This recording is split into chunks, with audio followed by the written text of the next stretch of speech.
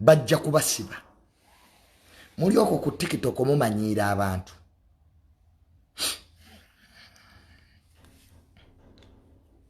mwe banaku bagende bakusibe nga n'ennyoko talina wadde emitwalo 10 egireeta looya baana mmwe muddemu amagezi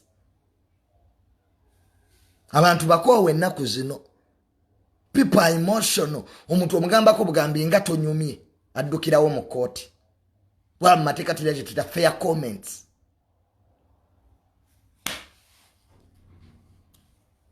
so nze puleesa baba amusiba nange yanvuma dda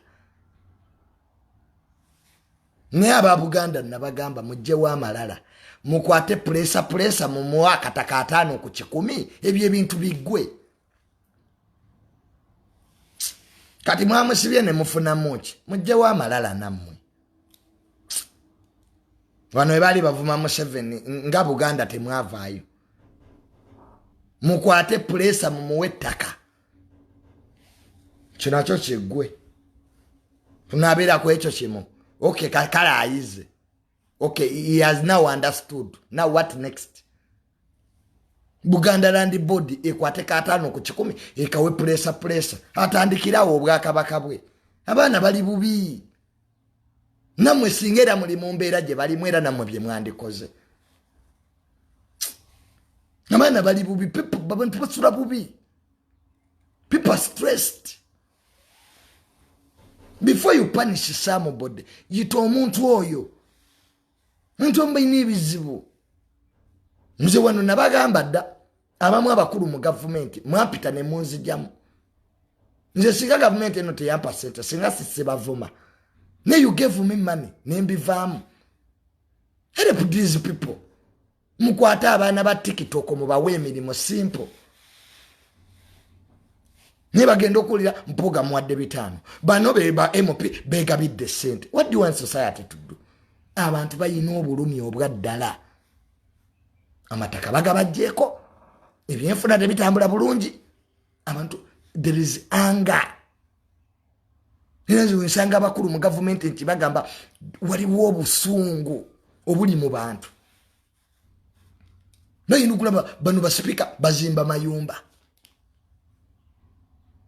Mu psychology bayita psychosis mass. Society tukanegwe ddalu. Psychosis mass abasoma psychology mukimanyi abantu batukisha ebizibu byabwe ne babissa ku balala. Nane batandika okulaba nga abanyankole kyekizibu. Omuntu atandika okulaba junior nga kyekizibu kyesiga tabadde junior singa mugagga. Bakita psychosis mass ate bwe kisoka kireta genocide. Ekyali e Rwanda abantu babala kulwala. Kyaliko mu Europe eyo. Abantu ne batta kabaka King Louis ne bamutta bonna bakabaka ba Europe ne babatta. Psychosis mass. People start imagining imaginary enemies. Lero kusawa ya lero omuntu bwakusanga onyumya n'omuntu abuuza mubalaki. Yi junior lwachi ali nekasuku babalaki because buli omu atya munne kati. Abagagga bati abaavu n'abaavu bati abagagga. Wono mu Uganda abagagga tebeebaka. Bakuuma ebyo bye babbye. N'abaavu tebeebaka balina okubba bano bye babbye. Psychosis mass gye tulimu. Very dangerous. Lero ne bwokola sente mu Uganda bagamba za government. Era bagamba oyina omunene mu government ne woba okozezizo. Mukulu wange yamu yazimba ekisawe ku sente ze. Ekisawe kya mukulu wange yamu tekuliko wadde sente za government. Sente zize neno ulirayo bano ba Lukwago. Mbuwa ezo sente. Government ekwezo sente. Impitirivu bwezete.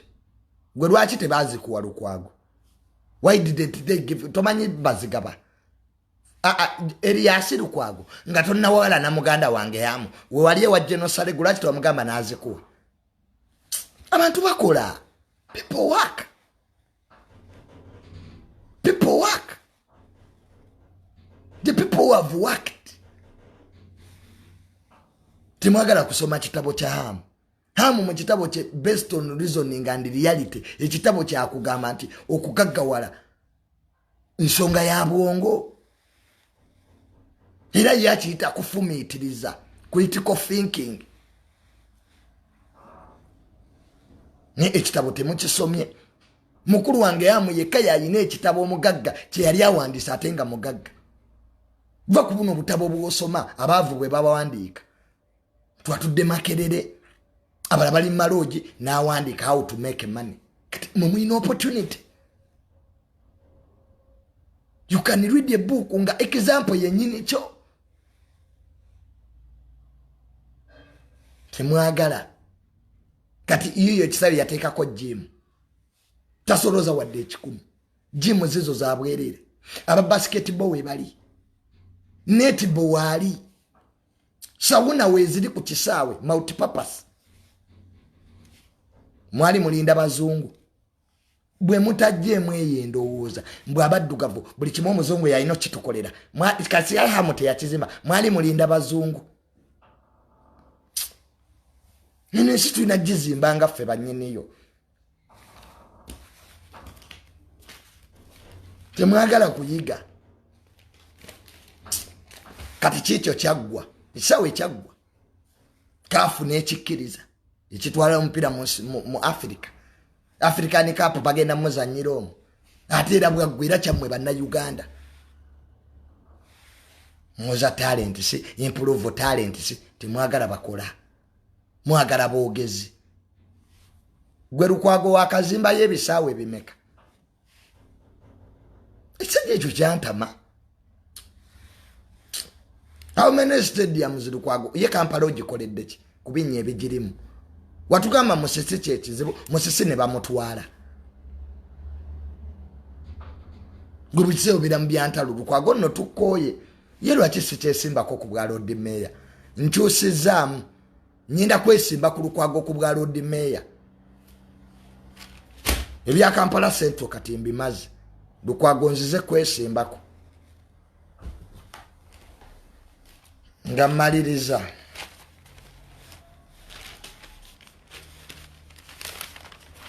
Abantu bangambye Junior. Programu yo eyaba Rothschild. Okay, Rothschild family. Baba itaba Rothschild family. Yatandikibwawo omusajja bamuyita Maya Rothschild. Yayina abaana be bataano. N'abasindika mu bibuga bya Bulaaya bitaano Europe. Ne batandikawo amabanka. Family y'aba Rothschild yava Frankfurt Germany. Gye baali babeera. Balina omusayi gw'Abayudaaya. Ba Rothschild abo. Maze. Mpaye dakiika 3 malirize ne ba Rothschild bano abantu babategeere bulungi. Banking system mu nsi yonna bino ebya banka bye tulimo Centenary, Barclays biki, ATM biki, ba Rothschild be babireeta. Sente z'aba Rothschild zaatandika dda tezakatandika kati. Mu 19th century oba mu kyasa ekye-19 nga Napoleon yafuga Bufalansa. Ba Rothschild be baawola Bungereza sente mu lutalo mu history lumumanyi Battle of Waterloo. Ba historian abasoma history balumanyi we bakuba Napoleon. Admiral Nelson. Napoleon ne bamusiba ennaku 9. Ennaku 10 bamusiba ku St Helena naddukayo. Nafuga Bufalansa ennaku 10 the last 100 days of Napoleon. Olwokuba nti ba Rothschild balina sente nyingi. Abantu tukola bino byolaba bye tukola okufuna sente ba Rothschild be babireeta. Bagagga nnyo era basalirawo ensi kuba afuga sente yafuga ensi. Kati balina family eri ey'okubiri gye bakompitinga nayo babayita Rockefeller. Yoyo y'Abamerika ba Rockefeller abo. Tulina ba Rothschild ne ba Rockefeller. Rockefeller ebiliyoniya wa Amerika yasooka mu byafaayo.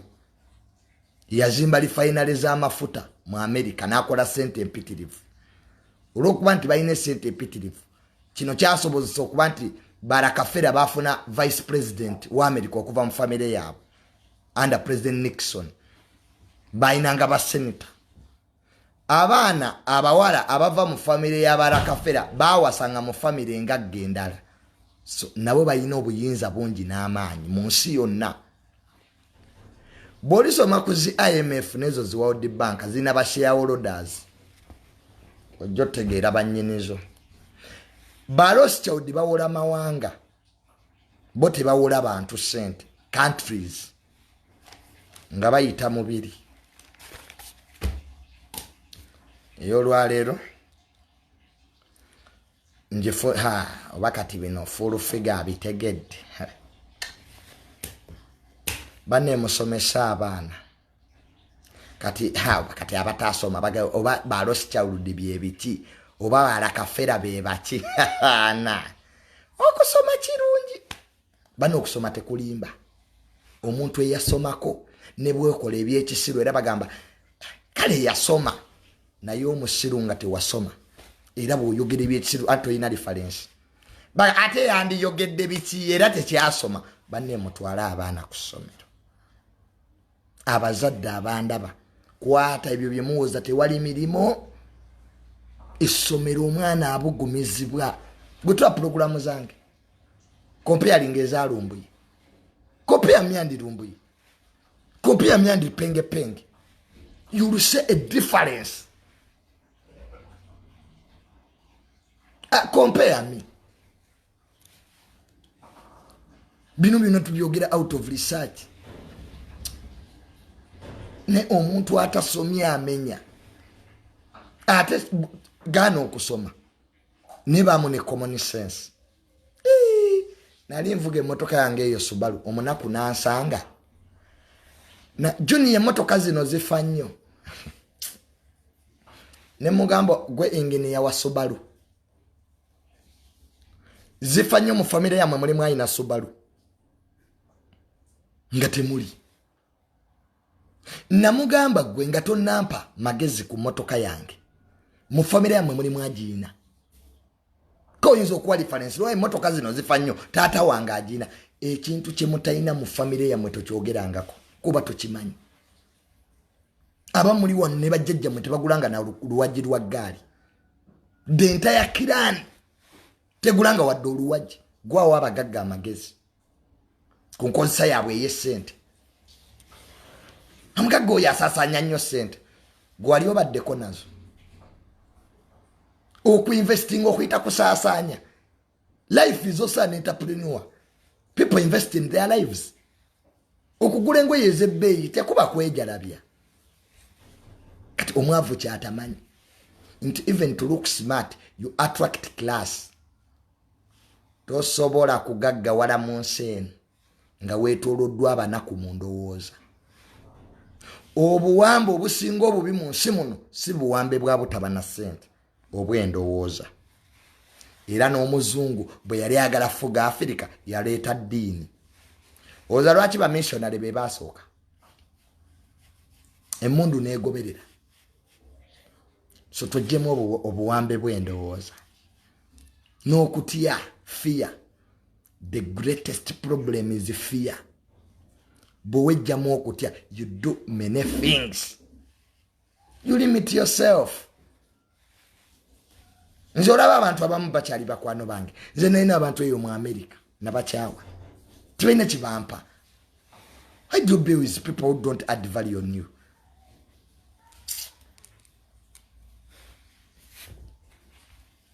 So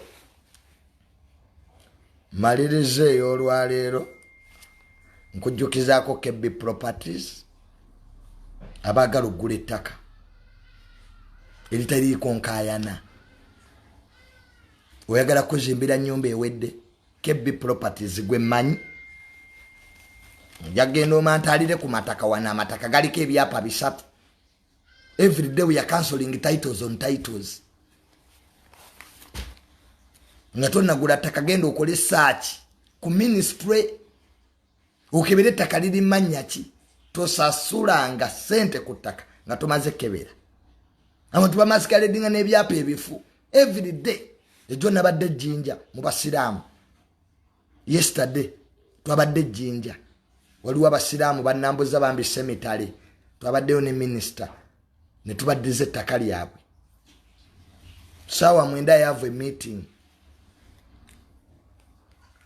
So ekintu ekyo mukitegeere ba RDC nyongero bakubira omulanga security companies tezikuma mataka galiko nkayana tetwagala kulaba security company ku ttaka lyonna likayanibwa kooti yegabe ettaka ne ministry si mundu ekyokubiri era ba RDC bambi mutuyambe tewaba deploying amaje ku ttaka lyonna ekyo president yakigaana poliisi yekuuma amataka nowenuzanga amaje so nobody should deploy army ku mataka ago chokwe owekibanja tagobwa article 237 of the constitution egamba ekibanja kicho omuntu oyina amalalo ku kibanja kyo omazeeko emyaka 3 oyinako ennyumba yo kubadde ng'ate oweekyapa jjagama mbu weegule nga weegula biki ate ku kibanja ekikyo kwe weegula nga constitution egate ekibanja kikyo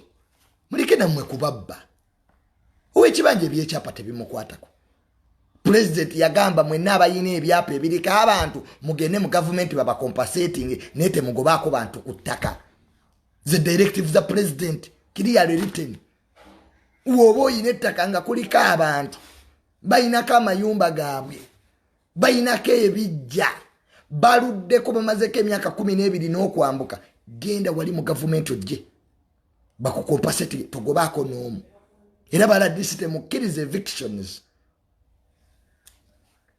bandopedde akakiiko ka General Chams akakiiko ka General Chams abannayuganda bangi muntuukiridde nga temuli basanyufu n'engeri akakiiko ka General Chams State House Land Task Force gye kakuttemu emirimu ekyo kigenda kutereezebwa twalina meeting ku ministry yalimu General Chams mwennyini yalimu honorable minister yalimu anti-corruption akakiiko ka General Soka yalimu side n'abalala bangi so that harmonizinga enkola yaako kwaba muze ne muŋŋamba mbu bakozeseza akakiiko ka General Chams mbu abakalimu mbu balina ebintu bye bakola ebitali bituufu ebiri mu kunoonyerezebwako so ekyo tukibeetondera kubanga ogwasooka president yakajjawo mu meeting president mwe yakaddiza yagamba kali wansi wa minister na ministry akakiiko ka General Chams kali wansi wa minister of lands tekakola independently so bye bintu ebimu bye twagala okutereezaamu era ye meeting egenda okubeerayo ku ssaawa 9 leero je n'omu yagiyise tuharmonizinga ekintu ekyo akakiiko ko kajja kuyiibwa kubanga abakalimu tetubavetingangako ministry yeyino bavetinga bangaye waliwo omuvubuka bamuyita Lukundo ali mu kakiiko ako mu kulya enguzi akutte kisooka kati akakiiko ako kalina amagye president lwaki yawa akakiiko ako amagye bwe tugenda ku ttaka ne tusangako amagye akakiiko ke galina okugajja kuba amagye ge ga disarming amagye waddewo abakozesa security agencies okubba amataka so president naga ati okay kamba wa amagye naye nga General Chams yagafuga to disarming amagye gano that's why they have that army buli operation yonna gye balina okukola akakiiko minister alina okukkiriza. They cannot go into the field without the authorization of the Minister of Lands. President yali Pacific. So, ketubiterezemu naye nga abantu ukiridde ensonga zammwe nazitwala ddewo omukulu. Nga mwe mulugunya akakiiko ka General Chams. And nze General Chams muntu mulungi. I respect him. Alina bingi byakoledde eggwanga. Naye waliwo abaakayingirira. Abakozi abayina okuvaamu so ekyo tukibeetondera abantu bawano nabbingo we bakuba amayumba twagendawo ne minister n'agamba abantu bano badde ku ttaka kyatwewuunyisa ate akakiiko ka General Chams nga kagenze kakoze kakubye n'ebintu by'abantu abantu abo ne bantuukirira ne mbakwata ne mbatwala ew'omukulu ne tula mu meeting maama atwala ba RDC bonna poliisi y'ekitundu ne bani abantu abo badde ku ttaka eryo kwabe banyiniri abatuufu so ekyo tekigenda kuddamu kubaawo so byetuliko byetulaba nti naye nga abantu tubeetondera I know there are people nange kenyini nina abantu bemanyi waliwo investor yava Boston ngaze ku investinga sente wano alumiriza nti abamu kubakola mu kakiiko ka General Kyamuzi bamubbako sente ate ne bamaliza nga n'ettaka lye balibbi. Wano recently commissioner waffe ku ministry awo bamuyita kyokka nga commissioner ayina ebyapa bituufu. Akakiiko ka General Kyamuzi kamuyita ne kamugamba can you imagine a commissioner of lands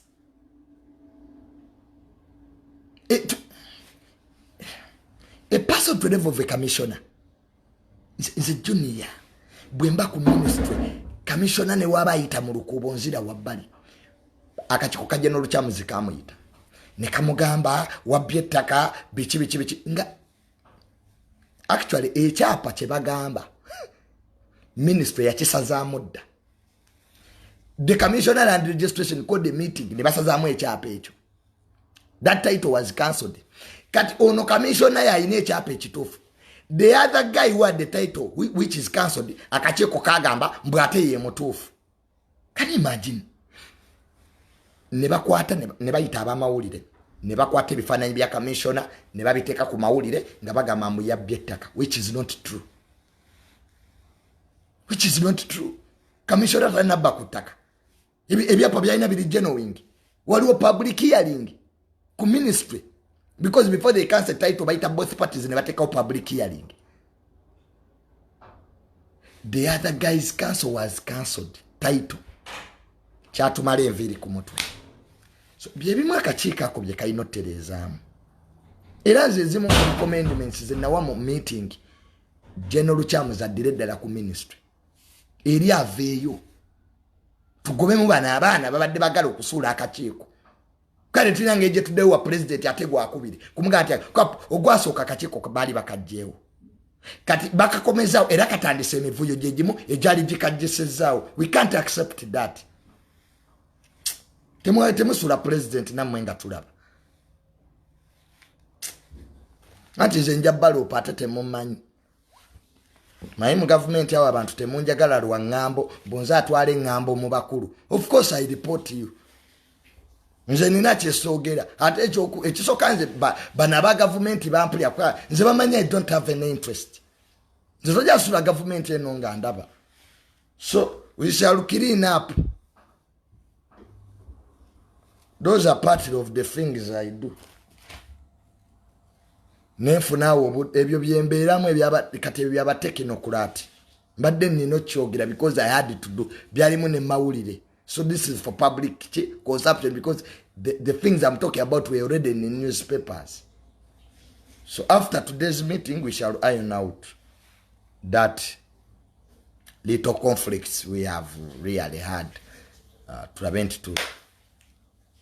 Kati abanvuma mbu nkolawa mpulirayo ono omukazi yagwedda lwambuuza Junior okola ki? Okolawo otegedde byenkola.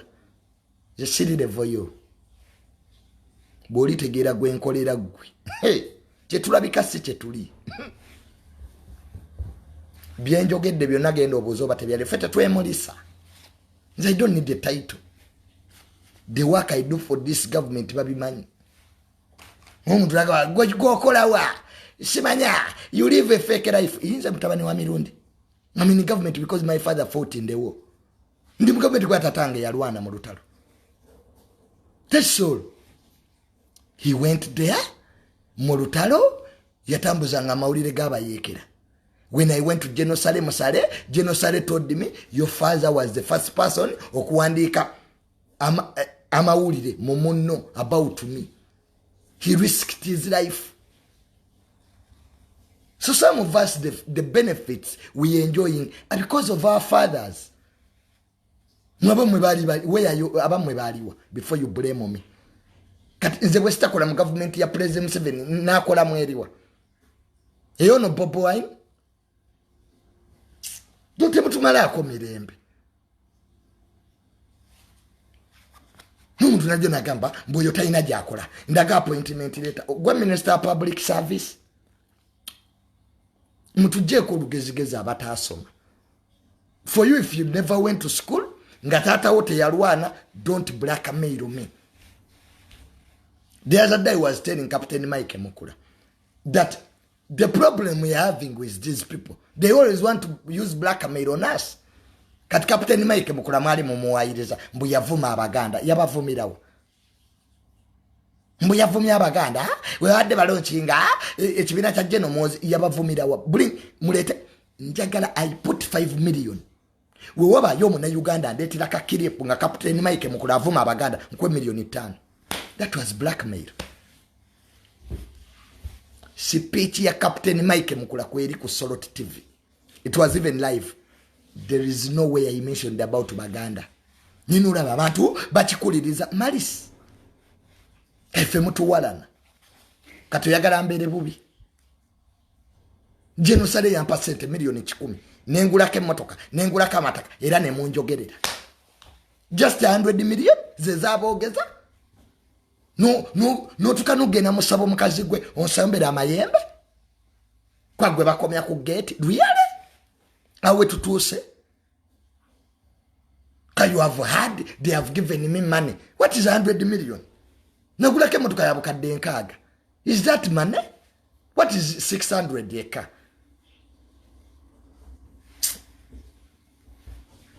Kati wano inalwala president yamperezo bukadde 17 yapa dole mitwale na 12 His Excellency. Wano inalwala reset lenga chali munopo.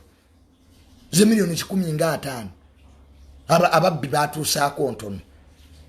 Niye mbeba za kubaira mwazi tuusa. Yufekeze nakatandika okulya sente mu government ya jajja tehabulwa.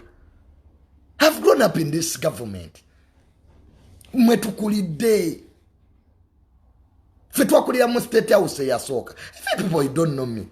Fenga tukyali bato state house ya soka yali ku Mirembe Road. Awe walizikobirwa awo nga bana ba president basoma na Mr Parents. President olwava awo najuwa jajja chama.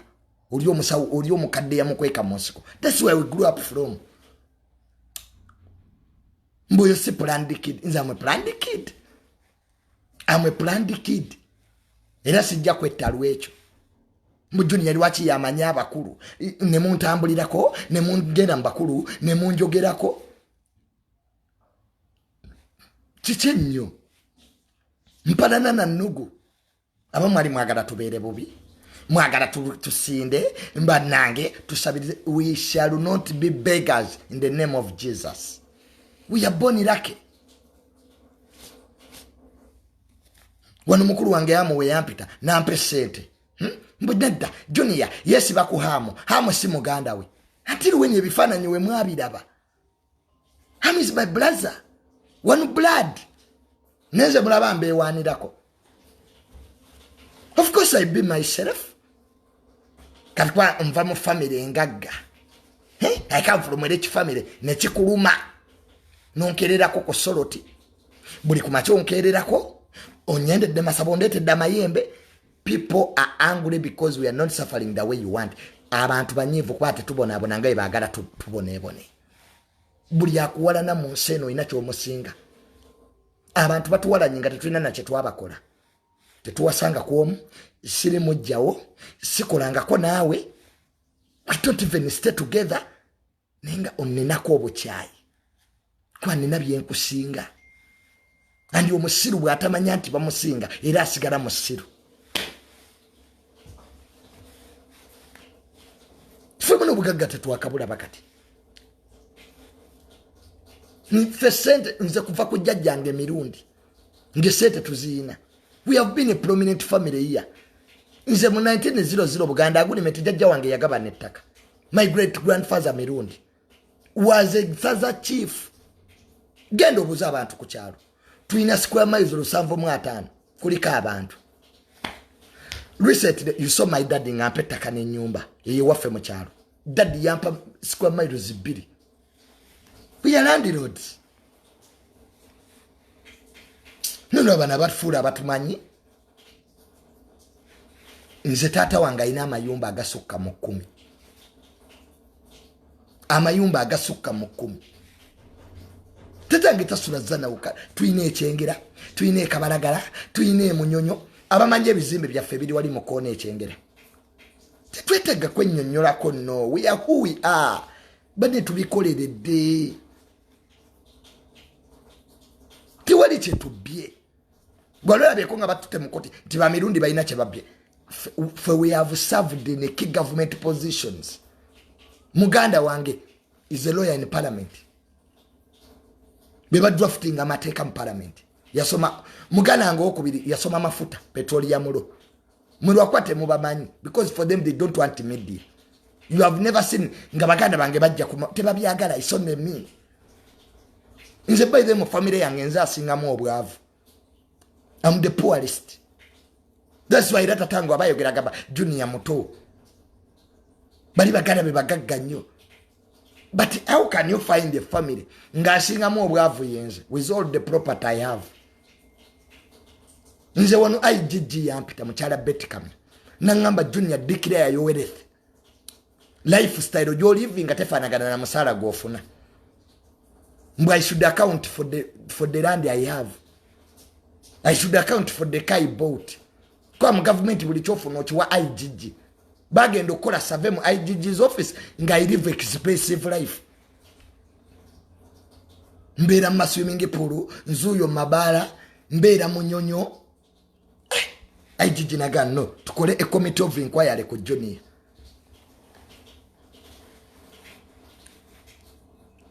Ninga citizen funa abasoma economics bazita non-income revenue. Kati oyagala njavuwale nga first family nze jogera ne members of the first family. So musiba bidi sibasatu sibana. Bonna jogera nabo. Kati how can I be poor? Even your time the friends you have. Abantu abamu kitegeere sifa ababbe emikisa jammwe. Abantu abamu leero mu kitegeere nti sente bakola nkole. Abantu abamu mu kitegeere buli gwe weegomba mu nsi yali abaddeko obubi. Okuba nti oli bubi si musango. Naye okufanga oli bubi gwe musango. To be born from a poor family is not your problem. But to die poor is your problem. Buli gwe mwegomba alina byayitamu. People struggle.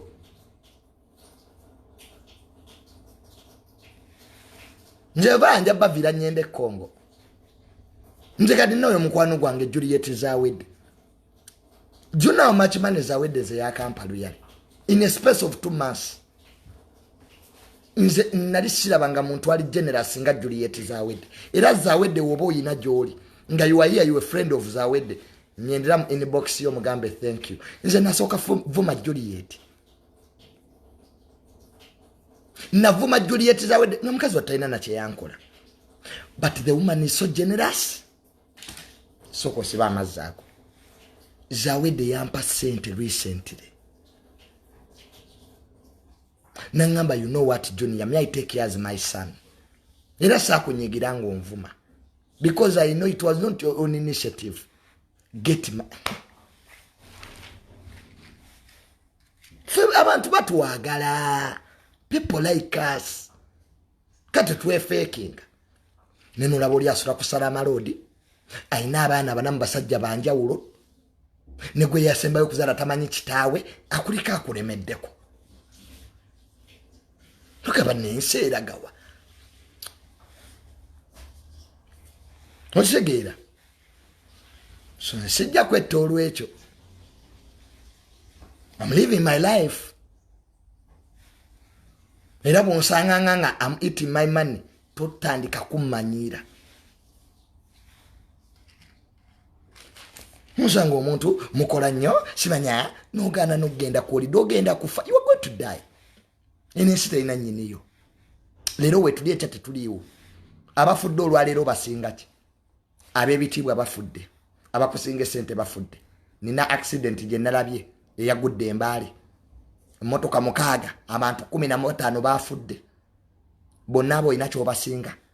Kati Katonda wabakusaasidde ngo kyayina obulamu lwaki teweeyagala? Lwaki tova ku bantu? Nze sikyafa ku bantu. Oba njogera kochi?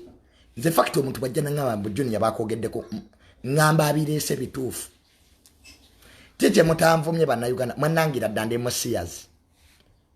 Akakana kasias. Sete kazijamba sias kubanga nyirira.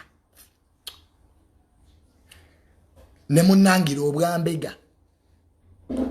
Chichi kye mutanvumye. Do I lose sleep? Ngano okulya. Abakyatambuliza obulamu bwammwe basing on people mugenda mujja kwetuga. Munsi muno ekitonde ekisinga okubeera ekizibu omuntu asanyukika. Era tukuliranga omuntu ekirungi ng'osubira kirungi. People are not appeasable.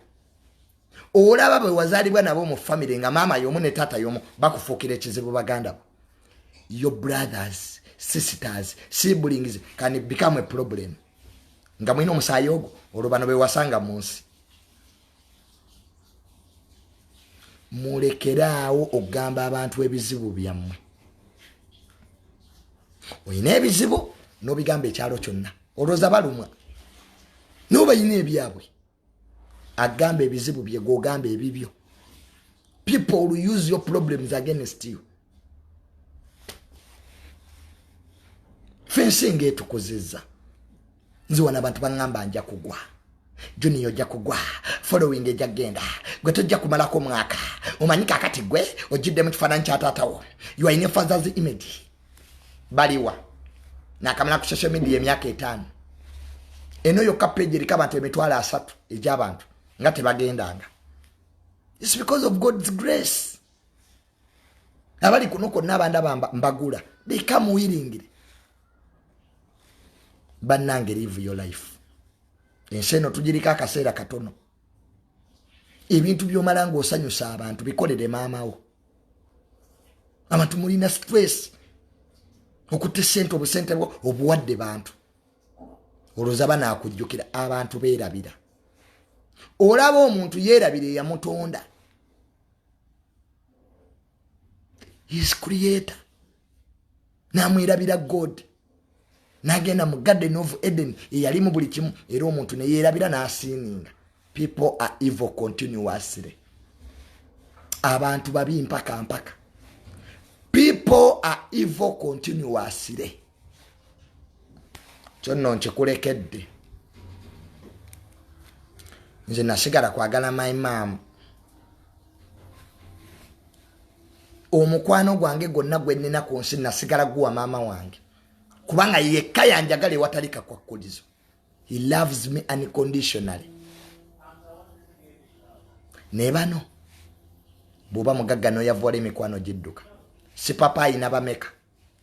Si papa yaliisaako wana abayimbi mu COVID. Look at si papa. Nze nali sirabanga muntu alina kisango oyo si papa nga sente agabanga be. Naye olunaku lwe baakwata si papa tewali muyimbi. There is no any musician who came to help si papa. Bonna baasirika. Brian White yasibirawo. Brian White yakola podium bonna bayimbi nga bajjulaawo. Bwe yafuna ebizibu walaba yayogera wadde akolayo ka program. Ayogera ku Brian bye yakola. Brian White ne kantini eruzire yagizimba. Abamu abayimbi n'amayumba gabwe Brian White yagabazimbira. Brian White yazimba entana ya Moze Radio n'agimala nga bayimbi banne balemi. Tienseno. Wano radio Moze Radio yayina abawagizi nyina ali aki. Gakabaga akomba mama wa radio. Nenga wano radio yayina abawagizi. Abana ba radio bali wabe yaleka. Balidde kati nensi tekwemazaamu. Mu byokola ensi eno tekwemazaamu. Abantu basekawo oli. Nze abantu ndaba balabe. Nutunulira omuntu n'omutunulira neyekola obungodira neyefuula omuntu yeegula alina kyakwagalako kimumma olabe. Gwe buuza bonna abatuwalana twabakolaki babuuze twababbira ttaka. Ask all those people. Olwalira abatulinako empalana twabakola kitewali nogo fotwa butaagaliza nakabampaani. Kati owala n'otya Junior ow'emyaka 27 gw'ozaala ng'otegeera noyo ati nkedde ku makya mpala na junior ne junior is 27 ngonzala goba mulogo.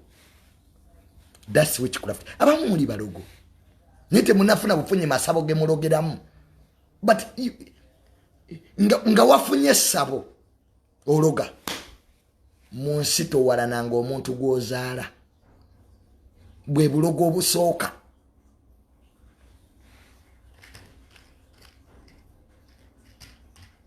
Muntu gwosinga emyaka nomudira ku mativi winango wulire nugwe ekutta era oyina omuteekamu bulogo bwa kikaki.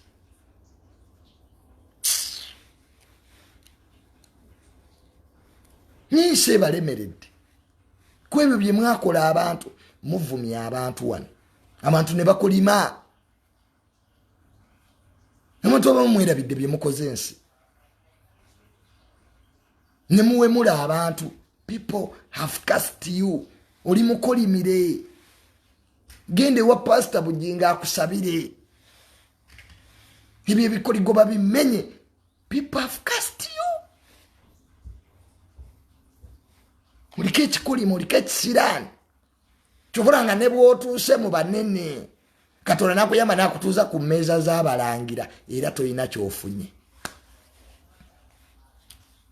Abantu muli bakolimire simu 7 yakubuzizza sente.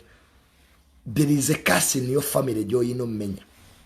Abamu bajjajja bamwe batta abantu ng'omusayi gukulondoola. Abamu kumwe muddeyo okumu bajjajja mmwe.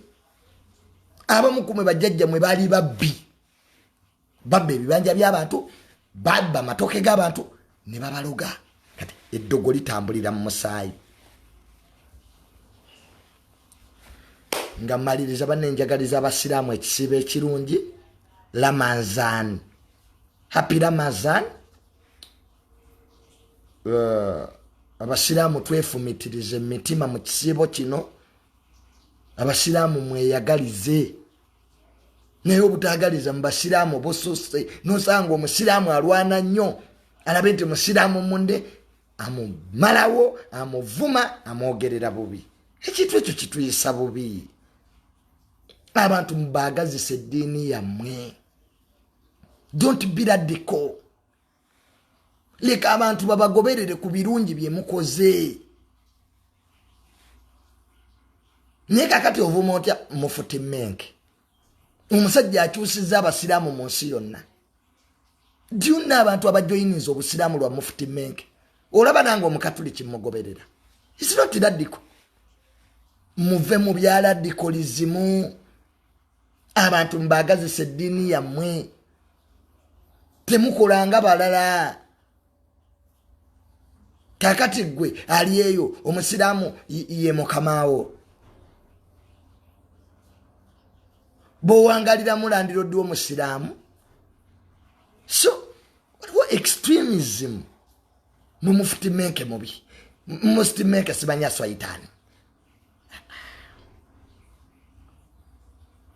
Ebyo tebyongerako busiraamu wabula bikakkanya busiraamu.